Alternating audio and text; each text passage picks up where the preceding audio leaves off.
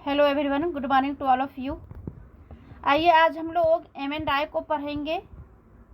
मानवेंद्र नाथ राय, इनके जीवन परिचय को हम लोग पिछले वीडियो में पढ़ चुके हैं। इनकी जो भी रचनाएं हैं और इनका जो जीवन परिचय है शुरू से लेके अंत तक, और जितना भी रचना है उन सारी रचनाओं को पढ़ चुके थे। और उसके बाद अंत में जो इनका विचार नव मानववाद के रूप में आता है, तो आइए आज हम नव मानववाद की अवधारणा को जानेंगे या फिर एम.एन. राय के नव मानववाद संबंधी विचारों को समझेंगे। तो आइए जानते हैं एम.एन. राय के प्रतिपादित नव मानववाद की अवधारणा या नव मानववाद संबंधी विचार।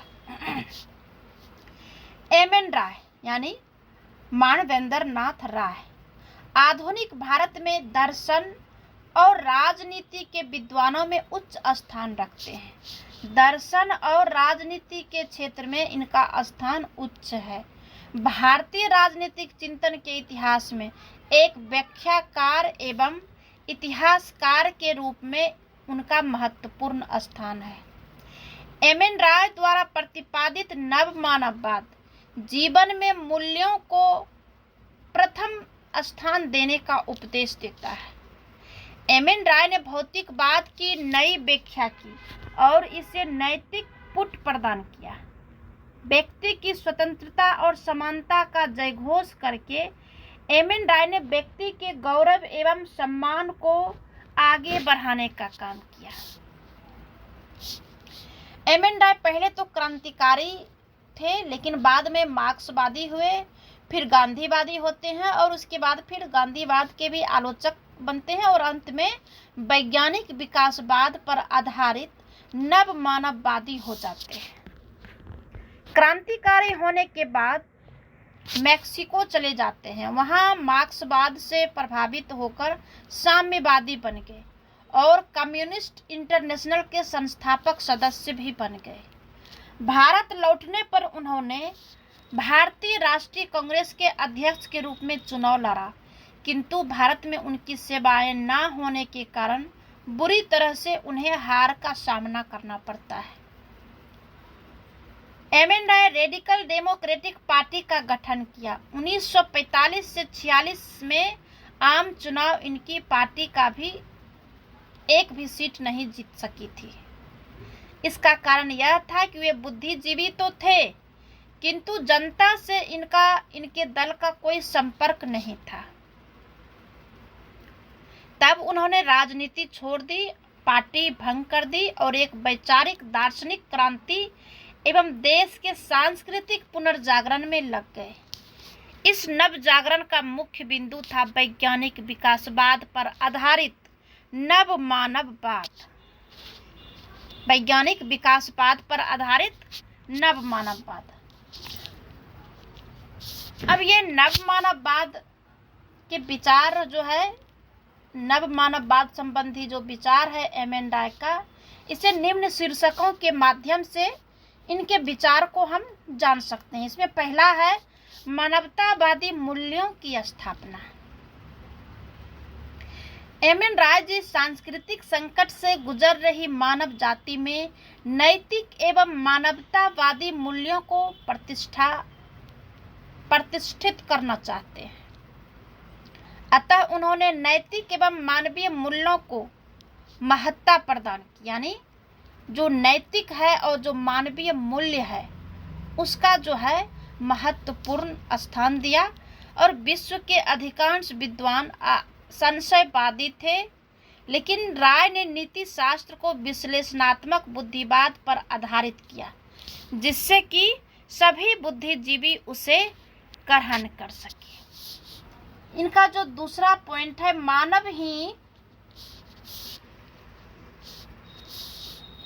ही मानव जाति का मूल है। ये जो है एम.एन. राय ने कहा। एम.एन. राय के अनुसार मानव इतिहास की व्याख्या मानव के ही माध्यम से होनी चाहिए, किसी बाह्य शक्ति द्वारा नहीं। बाह्य शक्ति से अभिप्राय है या अर्थ है वेदांतियों के ब्रह्मा इस्लाम के अल्लाह, हीगल की आत्मा और मार्क्स के द्वंद्वात्मक भौतिकवाद तत्व से है।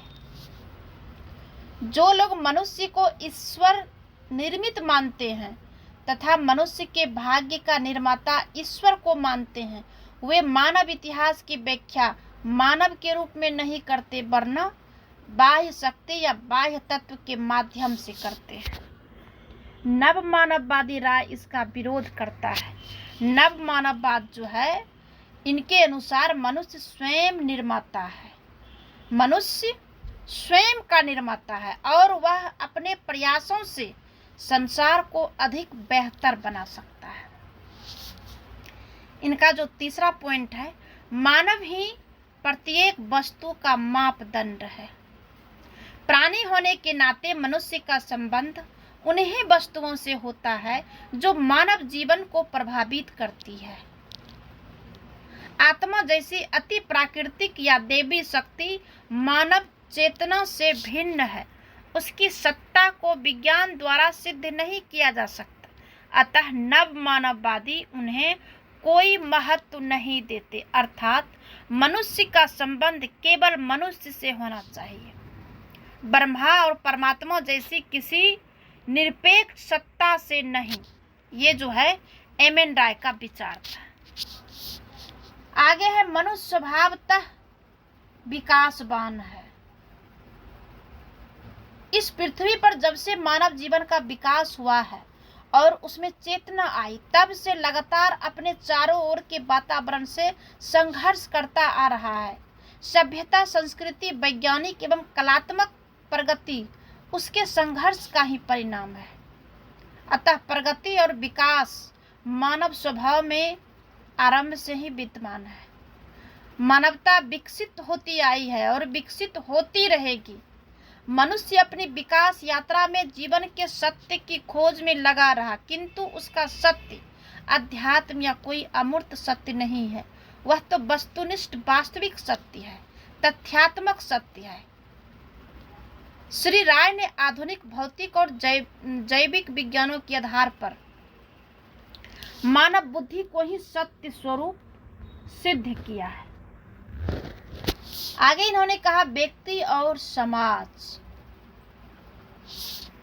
मानव जो है, नव मानववाद व्यक्ति और समाज के संदर्भ में व्यक्ति की स्वतंत्रता का समर्थक माना। उनकी मान्यता है कि मूल तत्व तो व्यक्ति है, समाज उसकी सृष्टि है। व्यक्ति ने अपने हितों और उद्देश्यों की पूर्ति के लिए समाज की रचना की, अतः व्यक्ति और समाज के राजनीतिक, आर्थिक, सामाजिक और नैतिक संबंध इस प्रकार निर्धारित किया जाए जिससे कि भक्ति की स्वतंत्रता या रिक्त की स्वतंत्रता, उसके अधिकार सुरक्षित रहे।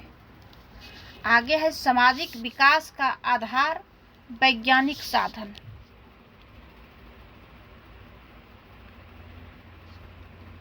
नव मानववादी श्री राय मानव समाज के विकास एवं निर्माण में विज्ञान की प्रमुख भूमिका निभाते हैं या प्रमुख भूमिका मानते हैं। किसका?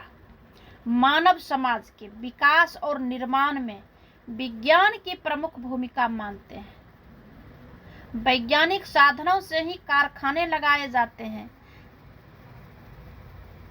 विद्युत परियोजनाएं स्थापित की जाती है और आवश्यक खाद्यान्न उत्पादित भी किया जाता है। देवताओं को प्रसन्न करने से यह कभी संभव नहीं हो सकता है।